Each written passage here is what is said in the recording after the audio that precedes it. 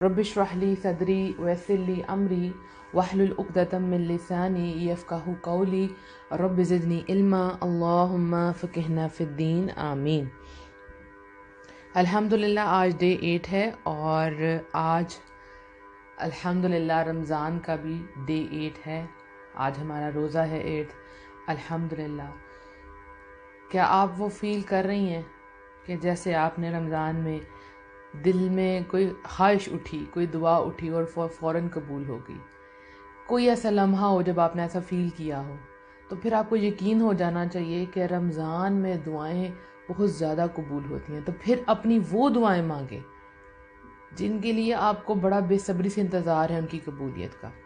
یعنی آپ نے دیکھا ہوگا کہ روزے میں آپ کوئی دعا مانگتی ہیں، کچھ خواہش کرتے ہیں، سپوز آج آپ کا دل کرتا ہے کہ افطاری میں سموسے آ جائیں فار ایگزامپل، اور کوئی وہ لے آتا ہے آپ کے لیے، تو اس چیز کو اگنور نہیں کرنا کہ یہ تو بس ایک کھانے والی چیز تھی، بس میں نے خیال کیا تو آگے نہیں، یہ سب کچھ اللہ کے پلانز میں شامل تھا۔ آپ کو اشارہ بھی دلوانا تھا کہ آپ نے مانگا، آپ نے وش کی یا دل میں خواہش اٹھی روزے میں اور وہ آپ کی قبول ہوگی، الحمدللہ الحمدللہ۔ تو آپ کی دھیان اس بات پہ ہونا چاہیے کہ اگر میری یہ چیز قبول ہو گئی ہے تو پھر میں روزے میں جتنی دعائیں کروں گی وہ قبول ہوں گی انشاءاللہ۔ اور روزے کے علاوہ بھی رمضان کے جو گھڑیاں ہیں وہ ساری اتنی امپورٹنٹ ہیں، تو پھر آپ دوڑ کے جائیں گی کہ مجھ سے کچھ مس نہ ہو جائے۔ اگر ابھی تک آپ نے رمضان سے فائدہ نہیں اٹھایا، کوئی بھی وجہ ہو سکتی ہے، اوکے، اب جو پاسٹ ہے نا اس کے اوپر صرف پچھتا کے آگے گزرتے ہیں۔ وہ جو دن گزر گئے، وہ جو 7 دن، آج 8واں دن ہے، آج کو بھی انکلوڈ کر لیں، جو دن گزر گئے سو گزر گئے، ٹھیک ہے؟ اب آپ کو آگے کیا کرنا ہے یہ آپ پلان کریں، کیونکہ اگر آپ سوچتی رہیں گی کہ اس شخص نے اتنا قرآن پڑھ لیا ہے، اس نے اتنی نیکیاں اکٹھی کر لی ہیں، تو سم ٹائم انسان ڈپریس ہو جاتا ہے، میں نے کچھ نہیں کیا، بلکہ یہ کہنا ہے اس نے اتنا کچھ کیا تو اب میری باری انشاءاللہ، میں اپنے لیے کچھ نہ کچھ اجر کماتی ہوں۔ سو آپ نے یہ سوچنا کہ میرے پاس ابھی رمضان کے دن ہے اور مجھے زندگی کا نہیں پتا کہ کتنا رمضان مجھے ملے گا، تو میں نے اب سے اس دن سے انشاءاللہ نیکی کے عمل کرنے ہیں۔ آپ دیکھیں کہ آپ نے واقعہ سنا ہوگا جو کہ بڑا لانگ ہے، لیکن اس کو میں ان شارٹ بتاتی ہوں کہ ایک انسان نے 100 قتل کیے تھے، یعنی کہ پہلے اس نے 99 قتل کیے اور اس کے بعد اس کے دل میں آیا کہ میں اب جو ہے اس کی توبہ کر لوں۔ ایک آدمی کے پاس گیا، اس سے پوچھا، اس نے کہا تمہاری توبہ تو نہیں ہے، تو اس نے اس کو بھی قتل کر دیا، رائٹ؟ جب اس نے 100 قتل کر لیے پھر اس کے دل میں خواہش اٹھی کہ میں توبہ کروں، کیا میری معافی ہے؟ اب وہ کسی علم والے شخص کے پاس گیا اور اس نے کہا ہاں بالکل تمہاری توبہ ہے، بس تم اس جگہ کو چھوڑ دو جدھر تم رہتے ہو، یعنی بیڈ کمپنی ہے، جو بھی جگہ ہے ظاہر ہے وہ ادھر انسان گناہ کرتا ہے تو انسان وہ گناہ کے لیے موٹیویٹ ہوتا رہتا ہے۔ سو انہوں نے کہا اس جگہ کو چھوڑ دو، اور وہ انسان چل پڑا اس جگہ کو چھوڑنے کے لیے، اور جب وہ راستے میں تھا، جس بستی کی طرف وہ جا رہا تھا اس کے راستے میں تھا اور اس کی موت ہو گئی۔ اب فرشتے آگے، جنت کے بھی جہنم کے بھی، جنتی جو جنت کے فرشتے کہتے ہیں اس کی روح جنتی ہے، اور جو دوزخ کے فرشتے کہتے ہیں نہیں یہ جہنمی ہے۔ تو پھر معاملہ اللہ سبحانہ تعالیٰ کے پاس جاتا ہے، تو اللہ سبحانہ تعالیٰ پھر کہتے ہیں کہ اوکے آپ جو ہے وہ اس کا زمین ناپیں، ٹھیک ہے؟ اگر تو اس کا رستہ کم رہ گیا تھا نئی بستی سے تو یہ جنتی ہے، اور اگر رستہ زیادہ ہے تو پھر یہ کیا ہے؟ جہنمی ہے۔ تو جیسے وہ فرشتے آتے ہیں اللہ سبحانہ تعالیٰ زمین کو حکم کر دیتے ہیں کہ زمین کو کہ وہ سکڑ جائے، اللہ اکبر، اور وہ جب ناپا جاتا ہے تو رستہ کم ہو جاتا ہے اور وہ انسان جنتی ہو جاتا ہے۔ صرف آپ یہ دیکھیں کہ انسان نے سچی پکی توبہ کی اور اس جگہ کو چھوڑ کے جا رہا تھا، اس کے پچھلے سارے گناہ معاف ہو کے وہ جنت میں چلا گیا، اللہ اکبر۔ یہ جو واقعہ ہے، یہ جو ریئل واقعہ ہے جو حدیث میں آتا ہے، یہ ہم سب کو سکھاتا ہے کہ اگر 100 قتل کیے والے کی معافی ہے تو ہماری معافی کیوں نہیں؟ یعنی ہمیں وہ لمحہ نہیں چھوڑنے کہ موت کا وقت اس کے لیے مقرر تھا، موت ادھر ہی آنی تھی، لیکن اس کا آخری عمل کاؤنٹ ہوا کہ اس نے کتنا اچھا کیا۔ تو اب یہ آپ کے ہاتھ میں ہے کہ آپ کس وقت توبہ کرتی ہیں، انتظار مت کریں کسی ایک خاص لمحے کا، میں تب توبہ کروں گی یا میں افطاری کے وقت توبہ کروں گی، عشاء کی نماز میں کروں گی، نہیں، یہ آپ کی سانسیں ہیں ابھی چل رہی ہیں، اسی وقت توبہ کریں۔ بلکہ ایک واقعہ آتا ہے جو کہ مطلب اس دور کا واقعہ ہے اور کافی لوگوں نے اس کو بیان کیا ہے، آئی ایم ناٹ شیور کہ وہ ٹھیک ہے کہ نہیں ٹھیک، لیکن میں آپ سے شیئر کر رہی ہوں، یعنی ابھی کے دور کا واقعہ کہ ایک لڑکی تھی اور اس کی اس دن شادی تھی، وہ پوری طرح تیار ہوئی تھی، نماز کا ٹائم ہو گیا، اس نے اپنی مدر سے کہا کہ مجھے نماز پڑھنی ہے اور مجھے یہ سب کچھ واش کرنا ہے، میک اپ اتارنا ہے۔ اب کوئی برائڈ اپنا میک اپ اتارتی ہے؟ آپ نے ایسی مثال نہیں دیکھی ہوگی۔ اس نے کہا نہیں میں نے نماز پڑھنی ہے، اس نے وضو کرنا ہے، اور اس نے سارا اپنا میک اپ اتارا، اور جب وہ نماز پڑھنے کے لیے گئی اور نماز کی حالت میں اس کی ڈیتھ ہو گئی. اللہ اکبر.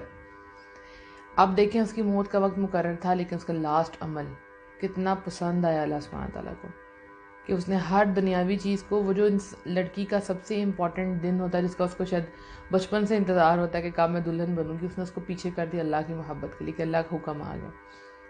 تو یہ ہے کہ آپ کو جو لمحہ ملتا ہے اسی وقت توبہ کرنے اور اپنی نئی لائف اسی وقت سے سٹارٹ کریں. ٹھیک ہو گیا؟ آج کا جو ٹاپک ہے وہ آپ کی ڈسپلے اسکرین پہ آپ کو نظر آ رہا ہے. یہ سورہ الحجرات جس کا جو پارہ نمبر 26 میں ہے، اس کی آیت نمبر 12 ہے، اس کا پارٹ ہے وَلَا يَغْتَبْ and do not backbite، اور غیبت مت کیا کرو. اس کی پورا یہ جو ترجمہ ہے اس آیت کا سب سے پہلے وہ لیتے ہیں. سورہ حجرات جو ہے نا، وہ پوری سورہ میں انسان کو بڑے مینر سکھائے گئے ہیں. ایسا نہ کرو، ایسا نہ کرو. یہ اخلاقیات کے لیے ایک بہترین صورت ہے اگر آپ کو کسی کو سکھانی ہو تو. ہاں جی، ترجمہ یوں ہے: اے ایمان والو، بہت بدگمانیوں سے بچو. یقین مانو کہ بعض بدگمانیاں گناہ ہے. یعنی انسان پہلے سے دماغ میں سوچ لے کہ یہ انسان ایسے ہے، ضرور اس نے ایسے کیا ہوگا. کسی کے بارے میں غلط خیال کرنا، ٹھیک ہے، ہوا کچھ نہیں، بس خیال ہی خیال میں. ٹھیک ہے، آگے پڑھتے ہیں. اور بھید نہ ٹٹولا کرو، یعنی تجسس نہ کرو، اور نہ تم میں سے کوئی کسی کی غیبت کرے. ولا یغتب، اور نہ تم میں سے کوئی کسی کی غیبت کرے. کیا تم میں سے کوئی بھی اپنے مردہ بھائی کا گوشت کھانا پسند کرتا ہے؟ اِنَّا لِلَّهِ، ابھی سے گھن آ رہی ہے. کیا تم میں سے کوئی اپنے مردہ بھائی کا گوشت کھانا پسند کرتا ہے؟ تم کو اس سے گھن آئے گی، اور اللہ سے ڈرتے رہو، بے شک اللہ توبہ قبول کرنے والا مہربان ہے. اللہ اکبر. اللہ سبحانہ تعالیٰ نے سب سے پہلے غیبت کے بارے میں جو کہا کہ غیبت ہمیں نہیں کرنی چاہیے، اور اس کا تصور ایسے کیا کہ آپ امیجن کریں کہ یہ مطلب اتنا گندا گناہ ہے کہ آپ اس کو امیجن کریں، ایک تصور کریں کہ کوئی انسان کا بھائی فوت ہو جاتا ہے، مر جاتا ہے، سوچیں امیجن کریں، اور وہ اس کا گوشت کھا رہا ہے مرے ہوئے. یعنی زندہ کا کوئی نہیں کھا سکتا، مرے ہوئے سے تو ویسے ہی گھن آتی ہے. تو کتنا گھن والا کام ہے. انسان کو امیجن کروایا کہ کتنا گندا گناہ ہے، غلیظ گناہ ہے. اور ساتھ ہی اس کا اللہ سبحانہ تعالیٰ نے حال بھی بتایا، اور اللہ سے ڈرتے رہو. یعنی کہ غیبت جو ہے اس سے بچا صرف تبھی جا سکتا ہے جب انسان اللہ سے ڈرتا ہو. جو انسان ڈرتا نہیں ہوگا وہ غیبت کرے گا. اچھا، غیبت کی ڈیفینیشن کیا ہوتی ہے؟ یعنی انسان کے ذہن میں آتا ہے اچھا غیبت ہے کہ ہمیں تو پتہ ہی نہیں کہ غیبت ہوتی کیا ہے. ایک تو سب سے پہلے اس کی ڈیفینیشن پڑھتے ہیں. یہ ہے کہ غیبت کا مطلب یہ ہے کہ دوسروں کے سامنے کسی کی برائی اور کوتاہیوں کا ذکر کیا جائے جسے وہ برا سمجھے، اور اگر اس کی طرف ایسی باتیں منسوخ کی جائیں جو اس کے اندر موجود ہی نہیں تو وہ بہتان ہے. یعنی دونوں گناہ ہیں. یعنی سپوز اللہ نہ کرے آپ کسی کی برائی کسی کے سامنے بیان کر رہی ہیں، ٹھیک ہے، وہ شخص سپوز آپ میری برائی بیان کر رہی ہیں اور مجھے اس بارے میں علم نہیں ہے. کسی تھرڈ پرسن سے آپ بات کرتے ہیں کہ وہ تو ایسی ہیں اور وہ برائی مجھ میں موجود بھی ہے لیکن آپ ڈسکس کر رہی ہیں، تو یہ غیبت ہے. ٹھیک. اور اگر وہ برائی مجھ میں ہے ہی نہیں ہے تو پھر اس کا مطلب ہے کہ آپ مجھ پہ الزام لگا رہے ہیں. دونوں سچویشنز ہی غلط ہیں. آپ کو کسی کی برائی کا پتہ ہے اور آپ بڑے مزے لے کے دوسرے کو یہ بات بتا رہی ہیں کہ یہ دیکھیں آپ کو پتہ ہے یہ بات ہوئی ہے، مجھے اس کے گھر سے یہ بات پتہ چلی ہے، مجھے یہ محلے سے یہ بات پتہ چلی ہے، اس کا یہ گناہ ہے، صرف اس کے لیے کہ آپ کو مزہ ہے اس چیز کے لیے. صحیح ہے؟ تو یہ چیز کیا ہے؟ غیبت ہے. اس کے بارے میں ایک حدیث پڑھتے ہیں. نبی صلی اللہ علیہ وآلہ وسلم نے فرمایا، جب مجھے معراج ہوئی تو اس سفر میں میرا گزر کچھ ایسے لوگوں پر ہوا جن کے ناخن سرخ تانبے کے سے تھے، جن سے وہ اپنے چہروں اور سینوں کو نوچ کر زخمی کر رہے تھے. میں نے جبرائیل سے پوچھا کہ یہ کون لوگ ہیں جو ایسے سخت عذاب میں مبتلا ہیں؟ جبرائیل نے بتایا کہ یہ وہ لوگ ہیں جو زندگی میں لوگوں کے گوشت کھایا کرتے تھے، یعنی اللہ کے بندوں کی غیبت کیا کرتے تھے، اور ان کی آبروؤں سے کھیلتے تھے، یعنی ان کی عزتوں سے کھیلتے تھے. یہ سنن ابی داؤد کی روایت ہے. آپ دیکھیں نا ان کا انجام کیا ہوا کہ اس دنیا میں وہ لوگوں کی برائیاں دوسروں سے بیان کرتے تھے، غیبت کیا کرتے تھے، ان کی عزت سے کھیلتے تھے. تو قیامت والے دن آپ دیکھیں ان کو کیا عذاب ہوا کہ وہ اپنے چہروں کو استغفر اللہ معاف رہے، اپنے چہروں کو اور اپنے سینوں کو نوچ کر خود زخمی کر رہے ہوں گے اپنے ہاتھوں. اتنا سخت یہ غلیظ گناہ ہے، کیونکہ ہم گناہ کو تبھی چھوڑتے ہیں جب ہمیں پتہ ہو کہ اس کا سائیڈ ایفیکٹ کیا ہے اور اس کا انجام کیا ہونے والا ہے۔ تو اللہ سبحانہ تعالیٰ نے ہر گناہ کا انجام آپ کو بتا دیا۔ آپ کی حدود مقررہ ہیں جس سے آپ باہر نہیں جا سکتے، جب بھی آپ اللہ کی مقررہ حدود سے باہر جائیں گے تو اس کا انجام برا ہی ہوگا، رائٹ۔ آپ دیکھیں، اس کا سب سے پہلے یہ ہے کہ اس آیت کے اندر آپ کو بتایا گیا ہے کہ ہاؤ ٹو پیور یور ضمیر، نفس، یعنی آپ نے اپنے شعور اور ضمیر کو کیسے پاک کرنا ہے۔ یہ سیریز اس کے متعلق ہے نا کہ آپ کو اپنا کریکٹر کیسے بہتر کرنا ہے، تو یہ دیکھیں اس کے اندر آپ کا کریکٹر بہتر کرے گی، کیونکہ کریکٹر میں سب سے اہم چیز آتی ہے آپ کا اپنے آپ کے ساتھ سنسیئر ہونا، پاک ہونا، آپ کو پتہ ہو کہ میں اندر سے کیسی ہوں۔ یعنی لوگوں کے سامنے آپ بہت اچھی ہیں، لیکن سب سے پہلے اچھا، لوگوں میں آپ کی بڑی واہ کہ آپ بڑا اچھا آپ کا کردار ہے، لیکن اصل کردار وہ ہے کہ انسان کیا اپنے آپ سے خود آنکھیں ملا سکتا ہے۔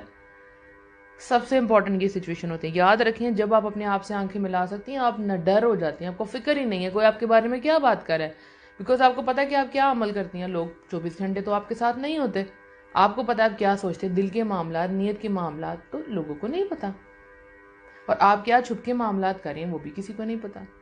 تو اس آیت میں دیکھیں انسان کو اپنا شعور، اپنا نفس پاک کرنے کے بارے میں کہا گیا ہے کہ آپ نے کسی کی غیبت نہیں کرنی، کسی کی برائی نہیں کرنی، کہ یہ کتنا گندا گناہ ہے، صحیح ہو گیا۔